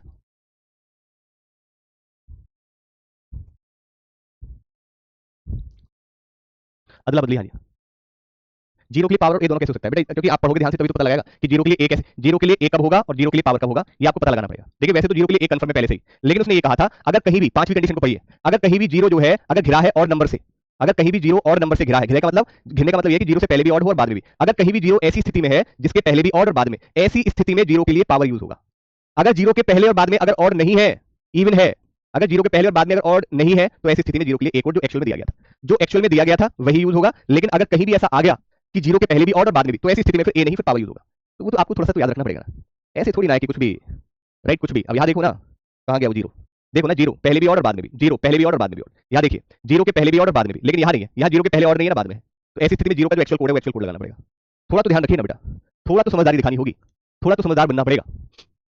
आइए इसको देखिए, पहला भी ऑड है और लास्ट का भी ऑड है, पहला भी ऑड और लास्ट का भी ऑड, पहला भी ऑड और लास्ट का भी ऑड अगर आपका है तो क्या होगा, तो क्या होगा, पहला भी ऑड और लास्ट का भी ऑड, फर्स्ट और लास्ट अगर ऑड दिए गए हैं, पहला और लास्ट का अगर ऑड दिया गया है तो आपको क्या करना है, तो आपको both are to be coded as X, ठीक है जी।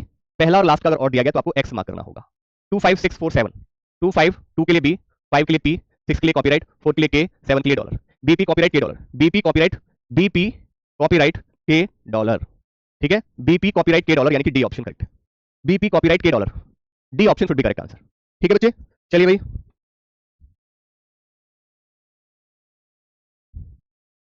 इसका देखो, इसका देखो 2976581,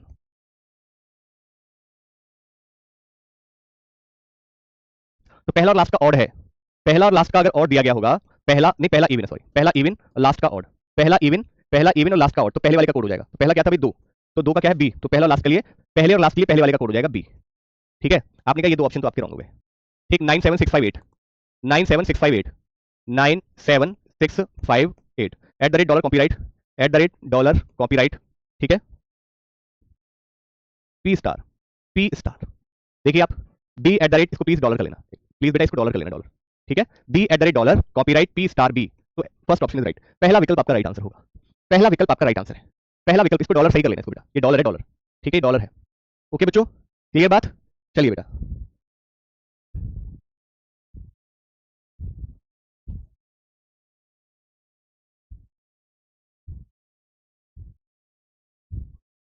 ठीक है भाई,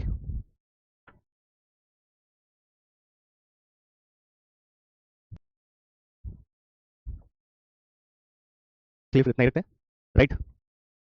बेटा करा दी अपलोड, सब जगह करा दी, टेलीग्राम पे अलग से दे दिए, ऐप पे अलग से दे दिए, रैंकिंग की वर्कशीट आपको दे दी है, ठीक है, रैंकिंग मैं दिखा देता हूँ, चलिए, लेकिन अच्छी बात है, आप लोग इतना ज़्यादा परेशान करना भी तो चाहिए ना यार, किसको परेशान करेंगे, माता पिता को तो कर नहीं सकते, टीचर को 600 रुपये, 699, 700 रुपये दिए, जो 700 रुपये दिए यार, टीचर को परेशान करना तो बनता ही है, नहीं बनता क्या है, इतना तो हक बनता है, 700 रुपये में यार टीचर को परेशान करना तो बनता है। चौपाल बैच, टेलीग्राम चैनल चौपाल बैच, देखिए वर्कशीट में खोल रहा हूँ इसको, और ये ओपन, देखिए ये रैंकिंग की वर्कशीट आपको अपलोड है, टेलीग्राम पर देखिएगा और ऐप पर भी आपकी अपलोड है, ओके, वर्कशीट दे रही है रैंकिंग की, बस बस आपको देखना पड़ेगा कि बिल्कुल ही सब कुछ मामला बेकार है, आपको एफर्ट लगाना पड़ेगा।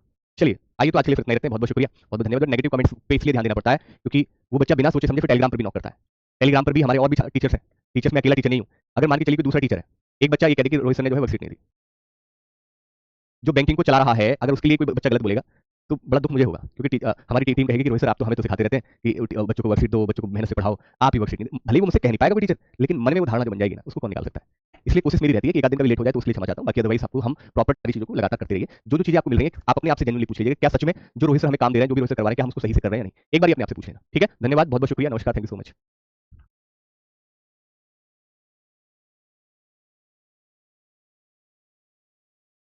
वेरी गुड मॉर्निंग, नमस्कार, सत श्री अकाल, आदाब, अस्सलाम वालेकुम आप सभी को। मैं रोहित रघुवंशी, आपका रीडिंग मेंटर। क्या हालचाल, कैसे हैं आप लोग सभी प्यारे दोस्त? एक बार जरा कमेंट करके बताइएगा, सारे बच्चे कमेंट करके बताएंगे एक बार, कैसे हैं आप लोग सभी? सब लोग अच्छे हैं? Good morning, very good morning to all of you, very good morning, नमस्कार, राधे राधे। वॉइस आ रही है, एक बार कमेंट करके बताइएगा। सब कुछ ओके है, वॉइस क्लियर है, वॉइस ऑडिबल है, तो मुझे एक बार जरा कमेंट करके बता दें कि हाँ जी रोहित सर बिल्कुल सब कुछ ओके है, कोई दिक्कत कोई परेशानी नहीं है किसी भी तरह की। चलिए बताइए बेटा।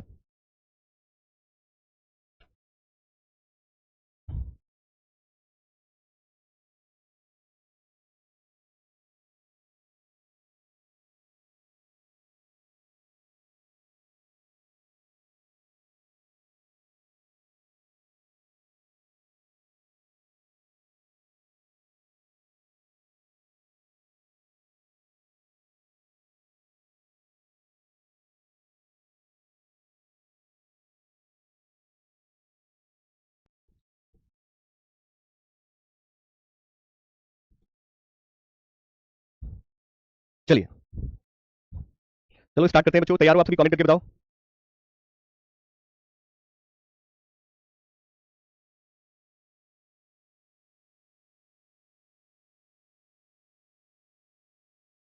Good morning. चलिए बच्चों, थोड़ा सा प्लीज पेशेंस रखिए, मैं आपसे बस इतना ही कहूंगा, धैर्य रखिएगा, सारी चीजें आपकी ही फेवर में होंगी बच्चों, धैर्य रखिए, थोड़ा सा धैर्य रखिए।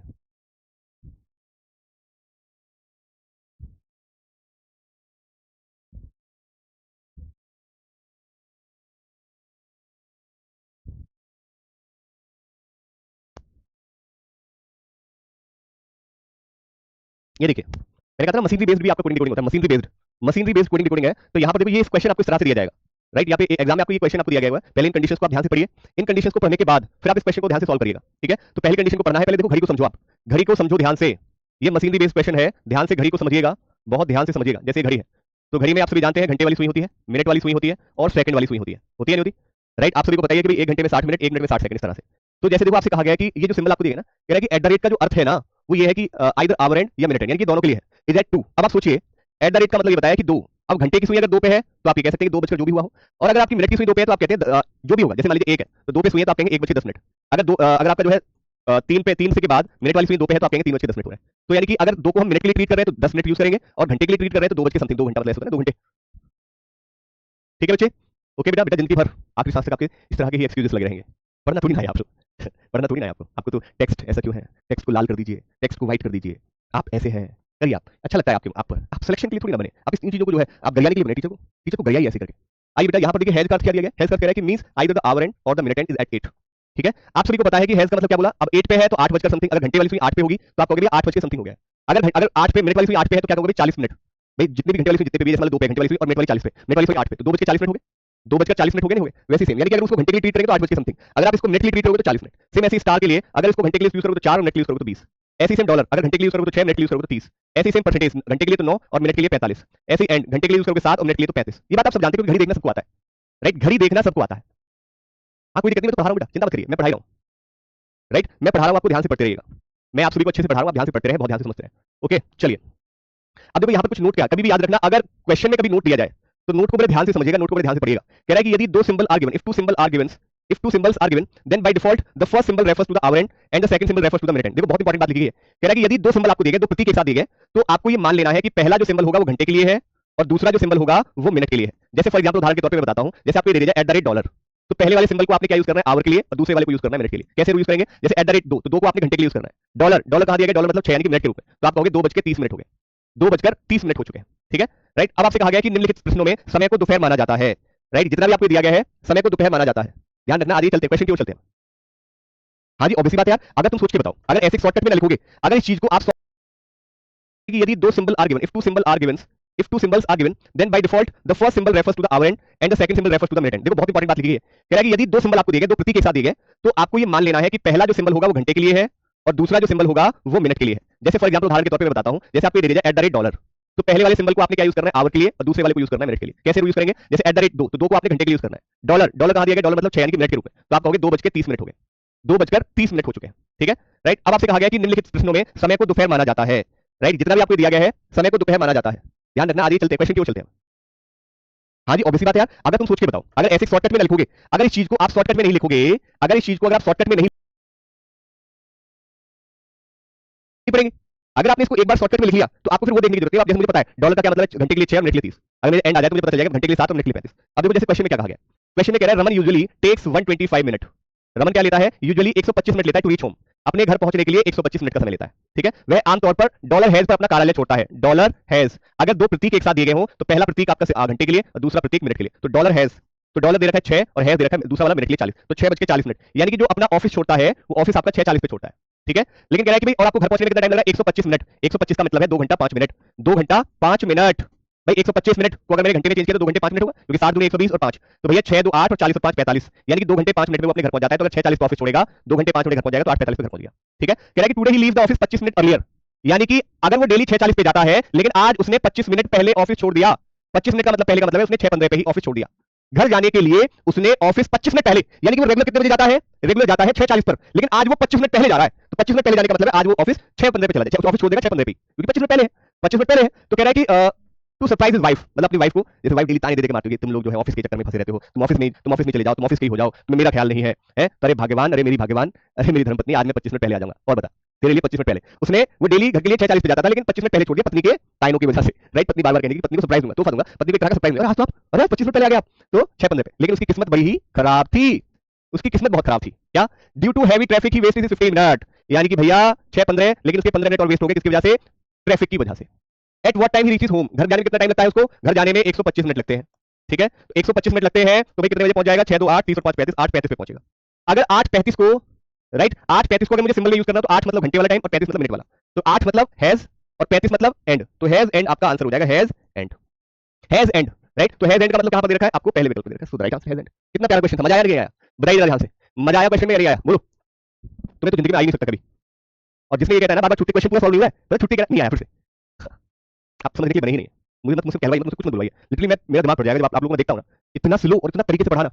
तुम्हारी हिम्मत कैसे हो जाती है, तुम उसको दोबारा ही बोल देते हो, कैसे? मैं शॉक्ड हूं तुम लोगों को देखकर, इतना डेप्थ में और इतना सिंपल तरीके से समझाना, और फिर तुम्हारे मुंह से भी आता है फिर से। तुम्हारी जिंदगी में 10 बार बता दूंगा तो भी नहीं आएगा, क्योंकि जिस डिटेल में आपको समझाता हूं ना, जितने डिटेल में, जितना डेप्थ में ले जाके बहुत स्लो और हंसी मजाक करते हुए उसको समझा रहा हूं, कह रहे उसकी बीवी ने ऐसा कह दिया, उसने वो कह दिया, ऐसे पहुंच गया वो, फिर भी अरे प्रैक्टिस तो करनी पड़ेगी ना, आपको दोबारा देखना पड़ेगा सेशन। ये सेशन आप रिकॉर्डेड दोबारा देख सकते हैं, 10 बार देख सकते हैं।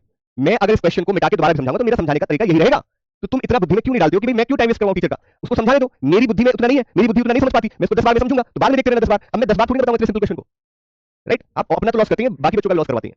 ध्यान समझिएगा इस क्वेश्चन को, कह रहा है if you reach the railway station at and eight the rate, यानी कि आप रेलवे स्टेशन पे पहुंच जाते हैं एंड एट द रेट पे, यानी कि आपको कहीं जाना होगा, राइट, आपको जाना होगा कहीं, तो वो रेलवे स्टेशन पे कितने बजे पहुंचा, एंड एट द रेट। अब भैया एंड एट द रेट को क्या कहते हैं, ध्यान से देखना, एंड एट द रेट को क्या कहते हैं, एंड के लिए 7 और एट द रेट के लिए मिनट। भाई देखिए देखिए देखिए देखिए, रुक जाइए, पहला वाला टाइम घंटे वाला और दूसरा वाला टाइम मिनट वाला, ठीक है। एट द रेट मिनट 2 का मतलब होता है आपका 10, और एंड का मतलब क्या होता है बच्चों, एंड का मतलब होता है 7, घंटे वाला। 7:10 पे आप स्टेशन पहुंचे, 7:10 पे आप स्टेशन पहुंचे, right. This is 25 minute earlier than the actual arrival time of the train, यानी कि ये जो समय है, ये समय एक्चुअल टाइम जो ट्रेन के आने का है उससे 25 मिनट पहले का है, यानी कि आप स्टेशन 25 मिनट पहले पहुंच गए।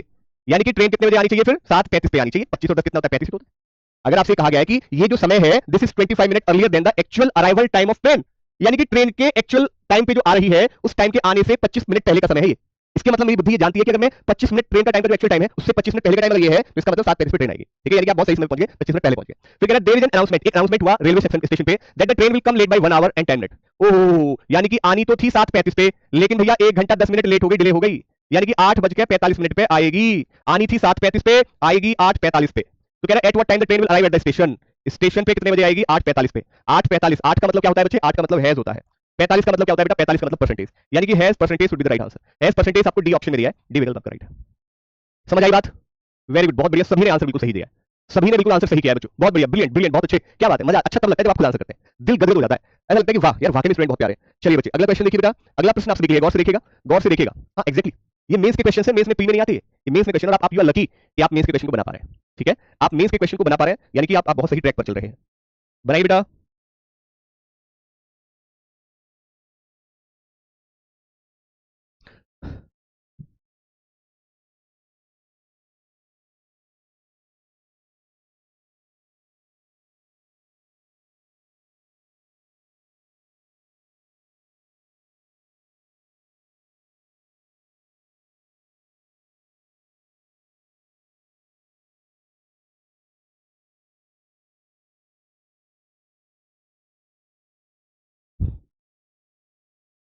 चलिए बच्चों, thank you Tanu, thank you so much. Train travel from station A to B, यानी कि एक ट्रेन जो है वो स्टेशन ए से स्टेशन बी ट्रेवल करती है, राइट, यानी कि स्टेशन ए से ट्रेवल करके स्टेशन बी, ए से बी ट्रेवल करती है। ठीक है, there are 5 intermediate station between, यानी ए और बी के बीच में 5 इंटरमीडिएट स्टेशन है। ठीक है, होते हैं ना, जैसे मान लीजिए दिल्ली, दिल्ली से आपको मेरठ आना है, दिल्ली से मेरठ आने के लिए आपको दिल्ली से बीच में गाजियाबाद भी पड़ेगा, राइट, आपका दोहाई भी पड़ेगा, मोदी नगर भी पड़ेगा, मुरादनगर भी पड़ेगा, राइट, इस तरह से आपके इनके बीच में वो इंटरमीडिएट स्टेशन, बिकॉज दिल्ली और मेरठ आपके जो मेन स्टेशन, जो बड़े स्टेशन है, लेकिन इनके बीच में आपके छोटे छोटे स्टेशन आपके पड़ते हो जाएंगे, होता है ना ऐसा। वैसे ही सेम इसने कहा कि ए से बी स्टेशन के लिए बीच में 5 इंटरमीडिएट स्टेशन पड़ते हैं। The train takes 40 minute to reach the immediate next station, यानी ट्रेन जो है आपसे कह रही है कि ट्रेन जो है क्या करती है, 40 मिनट लेती है, 40 मिनट एक से दूसरे स्टेशन पे पहुंचने के लिए, यानी 40-40 मिनट का समय लगता है, 40-40 मिनट का, 40-40 मिनट का, तो 40 40 80 120 160 200 240 मिनट, कितना मिनट लग रहा है, 240 मिनट लग रहा है। ठीक है, राइट, ओके। फिर कह रहा है कि and halt time at each station 5 minute 3 minute 2 minute 4 minute 1 minute, यानी कि इस पे लगाती है वो 5 मिनट का टाइम, इस पे 4, इस पे 3, इस पे 2, इस पे 1 मिनट, यानी हॉल्ट टाइम का मतलब होता है कि एक स्टेशन से दूसरे स्टेशन में पहुंची तो वहां पे रुकेगी, तो सही क्या दौड़ी चली जाएगी, दौड़ी चली जाएगी, होता है ना थोड़ा सा कि कहीं 1 मिनट रुक रही है तो कहीं 2 मिनट रुक रही है, कहीं 5 मिनट रुक रही है, तो आपका जो है इस तरह से रेस्पेक्टिव इसी क्रम से, तो भाई 5 4 5 4 9 3 12 12 तो 14 15, यानी 15 मिनट इसमें और वेस्ट हो जाते हैं रुकने में, इसकी जो बार बार रुकती है, तो 255 मिनट का समय हो गया।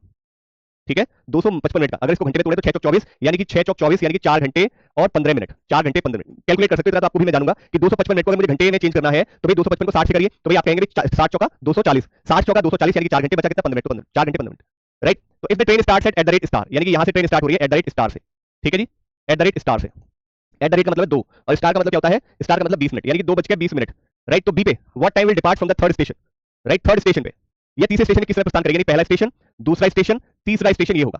ठीक है, तो यानी कि 40 40 80 80 और 40 120 मिनट तो ये हो गए, 5 4 9 3 12, यानी कि 132 मिनट बाद आपका जो है तीसरे स्टेशन पे पहुंच जाएगी। 132 मिनट का मतलब ये है 2 घंटे 12 मिनट, 2 घंटे 12 मिनट का मतलब ये हो गया 2:20 है, 2:20 है तो फिर कितना हो जाएगा, 4 20 और 12 कितना होता है 32, तो 4:32 मिनट पे, 4:32 मिनट, 4:32 मिनट का मतलब ये है, 4 का मतलब क्या है भाई, 4 का मतलब स्टार है, और 32 मिनट का मतलब क्या है भाई, 32 मिनट, बताइए भाई, इस हिसाब से तो नहीं बात बन पाएगी, बताओ भाई।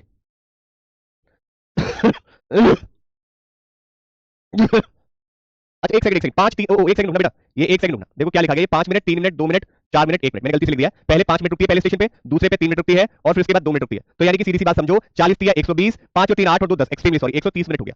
130 मिनट का मतलब ये है, 130 मिनट का मतलब ये है 2 घंटे 10 मिनट। ठीक है, तो भैया कितने पे पहुंच जाएगी, तीसरे स्टेशन पे कितने पहुंच जाएगी, यानी कि 4 घंटा 20 और 10 30, 4 घंटे 30 मिनट में। 4 का मतलब होता है स्टार, 4 का मतलब क्या होता है स्टार, और 30 का मतलब क्या होता है डॉलर, तो यानी कि star dollar should be the right answer. Star dollar आपका जो है, आपका कमेंट आपका जो है ऑप्शन में है नहीं, तो none of these will be correct, none of these will be correct. बेटा थोड़ा ध्यान देख लेना, इसमें कहा गया था 5 3 2 4 1, तो मैंने गलती से 3 2 1 लिख दिया था, लेकिन क्या है पहले 5 मिनट का हॉल्ट लिया, फिर 3 मिनट का हॉल्ट लिया, फिर 2 मिनट का हॉल्ट लिया, फिर 4 मिनट का, फिर 1 मिनट का, यानी कि जो इमीडिएट आपके नेक्स्ट स्टेशन है उसपे पहले 5 मिनट का हॉल्ट, फिर 3 मिनट का, फिर 2 मिनट का, फिर 4 मिनट का, फिर 1 मिनट का। ठीक है बच्चे, क्लियर बात स्पीकर रही, कमेंट करके बताइए, बताओ भाई,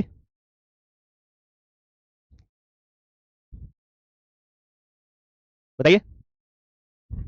यानी कि ध्यान रखना, क्वेश्चन को ध्यान से पढ़ना, कह रहा है ये तीसरे स्टेशन से किस समय प्रस्थान करेगी। देखिए दो इंपॉर्टेंट बात है, नहीं हाँ यही तो देखिए कितना अच्छा क्वेश्चन पूछा है सर, थर्ड स्टेशन पे रुकने का टाइम भी काउंट होगा, क्यों नहीं होगा भाई, अब देखिए यही तो बेटा सारी बातें हैं, यही तो सारी बातें, अगर वो ये कहता कि तीसरे स्टेशन पे कब पहुंचेगी, कब पहुंचेगी, तो फिर ये 2 मिनट काउंट नहीं होते, फिर कहते 40 40 120 5 और 3 8, यानी कि फिर आप कहते हैं 128 मिनट पे पहुंच जाएगी। लेकिन प्यारे दोस्त क्वेश्चन में पूछा ही नहीं, क्वेश्चन में क्या पूछा पता है, क्वेश्चन में ये कह रहा है कि यह तीसरे स्टेशन से किस समय प्रस्थान मतलब उड़ जाएगी, तीसरे स्टेशन से कब निकलेगी, ये प्रस्थान कब करेगी, डिपार्ट, राइट, ठीक है ना, डिपार्ट अराइवल का मतलब होता है पहुंचना, डिपार्ट का मतलब होता है कि प्रस्थान करना, निकलना वहां से, निकलना वहां से, बेटा मैं कहीं नहीं गया, मैं यहीं पे तुम्हारी बात ही पता नहीं कहां जाती है। ठीक है, कब निकलेगी, कब प्रस्थान करेगी, किस समय स्टेशन से किस समय प्रस्थान करेगी, कब डिपार्चर होगा वहां, कब निकलना होगा उसका।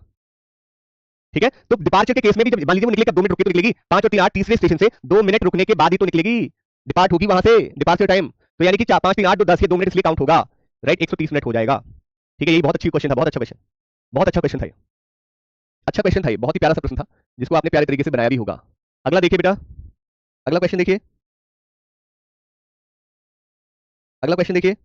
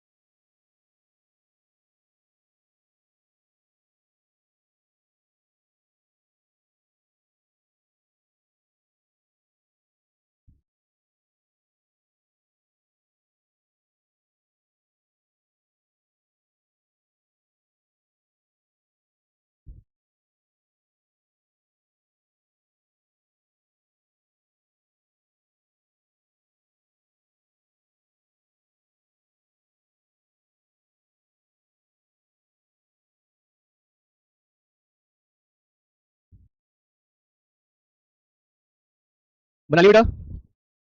If flight from New Delhi airport is scheduled for departure at dollar percentage, यानी कि सीधा सा कह रहा है कि भाई यदि नई दिल्ली हवाई अड्डे से उड़ान डॉलर परसेंटेज पर प्रस्थान के लिए निर्धारित है, ठीक है, राइट, यानी कि New Delhi airport scheduled for departure at dollar percentage, ठीक। तो रमन को अपने घर से हवाई अड्डे तक पहुंचने में आमतौर पर 105 मिनट लगते हैं यदि निर्धारित चेक इन प्रस्थान समय से 25 मिनट पहले है। अब बहुत ध्यान समझिए, क्वेश्चन बहुत ध्यान समझिएगा, तो देखो डॉलर परसेंटेज है क्या।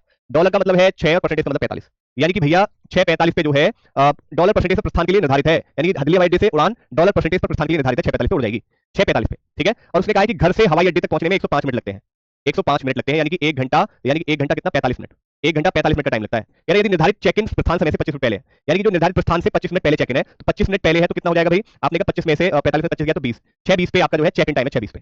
तो रमन किस समय अपने घर से निकलता है ताकि उसे चेक इन से 5 मिनट पहले पहुंचना पड़े, चेक इन से 5 मिनट, यानी कि चेक इन 6:20 पे है तो वो 6:15 पे पहुंच जाए, राइट। तो भैया उसको घर से उसमें टाइम कितना लगता है, 1 घंटा 45 मिनट।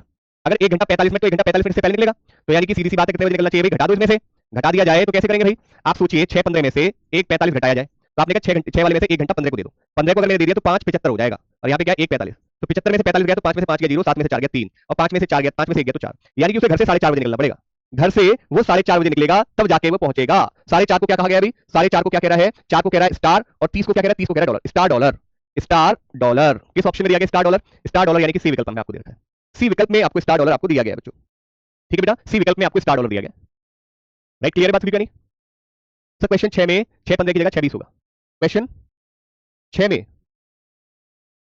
6:15 की जगह 6:20 होगा, क्यों होगा बेटा, यार हमें तो ऐसा लगता है बच्चे, बहुत ध्यान से समझना, बहुत ध्यान से समझिएगा, हमें तो ये समझ आता है कि 40 में से अगर मैं 25 घटाऊं तो 20 नहीं 15 आता है, मुझे लगता है घटाना जोड़ना तो आपको सीखना चाहिए। अच्छा 5:75 एक बार बता दीजिए, इसको समझ लेना, 5:75 को समझ लेना, देखो कैसे घटाते हैं, टाइम को कैसे घटाते हैं, जैसे मान लीजिए 6 क्या था, 6:15 था, अब 1:45, अब देखो आप ऐसे नहीं घटा, कैसे घटाओगे भैया, 15 में से 45 कैसे घटाओगे भाई, 15 मिनट वाला टाइम है, 45 मिनट वाला, अब कैसे घटाओगे, ये तो ज्यादा है, आप इसको कैसे ज्यादा कर सकते हैं, आपने कहा ये 6 जो है वाला टाइम है घंटे वाला टाइम है, यानी कि घंटे वाले टाइम को अगर मिनट के लिए दोगे तो 1 घंटा, 1 घंटा अगर इधर दिया जाएगा तो यानी कि आपने 60 मिनट दे दिया 15 को, अगर 15 को 60 मिनट दे दिया तो 15 और 60 कितना हो गया, 75 हुआ नहीं हुआ, यहाँ से 1 घंटा कम हो गया, तो 6 में से 1 घंटा कम हो तो 5:75 हो गए नहीं हो गए। मैंने अगर इस 6 वाले टाइम में से एक टाइम इसको दूंगा, एक देने का मतलब है 1 घंटा, क्योंकि घंटे वाला टाइम है, तो घंटे को आप दे रहे हैं मिनट वाले टाइम को, तो घंटे को मिनट में चेंज कर देंगे, 1 घंटा 1 अगर उधर गया तो घंटे वाला टाइम मतलब 1 घंटे में 60 मिनट, यानी 60 मिनट इसको दे दिया, 60 15 75, 75 हो गया, बचा 1:45 घटा दो, तो 75 में से 45 गया, 5 5 में से 0, 7 में से 4 गया 3, 5 में से गया 4, और अब बुद्धि तुम भी लगा लो यार, सीधी सी बात है, अगर 6:15 में से 1 घंटा 45 घटाओगे तो 4:30 तो आएगा, राइट। अगर 6:15 में से 1 घंटा 45 पीछे की तरफ जाओ, घटाने का मतलब है पीछे जाना, तो यानी कि 4:30 बजे तुम घर से चलोगे तभी तो 1 घंटा 45 मिनट लगेगा, 6:15 पे पहुंचोगे, राइट, क्लियर बात। और 4:30 को क्या कहते हैं, स्टार डॉलर कहते हैं, 4:30 को क्या कहते हैं बच्चों, स्टार डॉलर कहते हैं, यानी कि सी विकल्प आपका राइट, सी विकल्प आपका बिल्कुल सही जवाब है। अगला प्रश्न है, आप सभी के लिए गौर से देखिएगा, बनाने का प्रयास करिएगा बच्चों, कोशिश करिएगा बनाने की, बेटा बता तो दिया, अरे उसको 105 मिनट लग रहा है, सिंपल सी बात है, 105 मिनट को मैंने चेंज कर लिया घंटे और मिनट में, तो भाई 1 घंटे में कितनी मिनट होगी, 60 मिनट, अब इसको और बाकी बचे टाइम को मिनट में लिख लो, तो 60 मिनट को मैं क्या लिख देता हूं 1 घंटा, 60 मिनट को मैंने लिख दिया 1 घंटा, बचा कितना 60 और 45 105, तो 1 घंटा 45 मिनट इस तरह से हो गए, 105 मिनट को मैंने घंटे मिनट इस तरह से चेंज कर लिया, तो 1 घंटा 45 मिनट भी कह सकते हो 105 मिनट का, ठीक है बच्चे, चलिए बेटा आगे देखो बेटा, अगला क्वेश्चन देखिएगा, अगला प्रश्न है, आप सभी के लिए गौर से देखिएगा,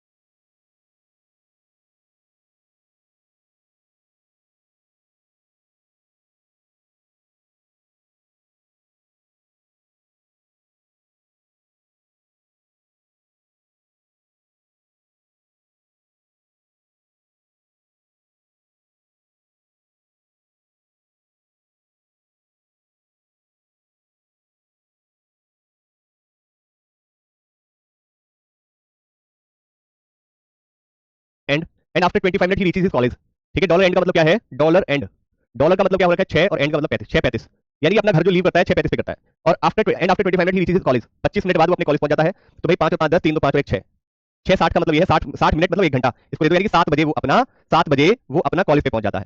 it take 10 minute to reach his class from college gate से आपको 10 मिनट लगता है उसको कहां पे पहुंचने में, अपने क्लास तक पहुंचने में, यानी कि 7 मिनट पे वो अपने क्लास पे पहुंच जाएगा। If he stage at the college get for 35 minute, यानी कि वो अपने कॉलेज गेट पे अगर 35 मिनट रुके, then what time he reaches class, तो 7:35 से 10 मिनट जोड़ दो, 7:45 पे अपनी क्लास पे पहुंच जाएगा, यानी कि वो 7 बजे से 35 मिनट वो गेट पे खड़ा रहा, और 10 मिनट उसे लगते हैं क्लास पे पहुंचने में, तो 35 और 10 45, यानी 7 से 45 मिनट जोड़ोगे तो 7:45 हो जाएगा, ठीक है। तो 7:45 का मतलब ये हो गया, 7 का मतलब एंड और 45 का मतलब आपका परसेंटेज, यानी कि and percentage should be the right answer, and percentage मतलब D option should be correct, and percentage का मतलब D option should be correct answer, very good, जिन्होंने भी डी ऑप्शन बताया बेटा, इतने कम समय में टाइम तो लगेगा इसमें, याद रखना टाइम लगेगा, लेकिन धीरे धीरे धीरे धीरे जैसे जैसे आप लैंग्वेज को समझते रहेंगे चीजें अपने आप बेहतर होती रहेंगी, ठीक है। इसलिए मैं बहुत ज्यादा बर्डन नहीं डाल रहा हूं, आपको जो कराया जाता है उसको बार बार करने की कोशिश करिए आप, ठीक है। आप ये सोचेंगे कहेंगे कि ये कैसे होगा वैसे कैसे होगा, एक ही तरीका है प्रैक्टिस, अगर मैं किसी क्वेश्चन को करा देता हूं तो घर पे उसको 5 बार करिए ठीक से, ठीक है? समझ आ रही बात? आपके दिमाग में ये थॉट रहता है कि टीचर पहले 10 सेकंड में करके दिखाए। प्यारे दोस्त, किसी भी उसमें चले जाना कहीं भी, और किसी भी युग में चले जाना, त्रेता युग में, कलयुग में, किसी में भी देख लेना, टीचर का सिर्फ एक एक काम होता है कि बच्चे को सिखाना।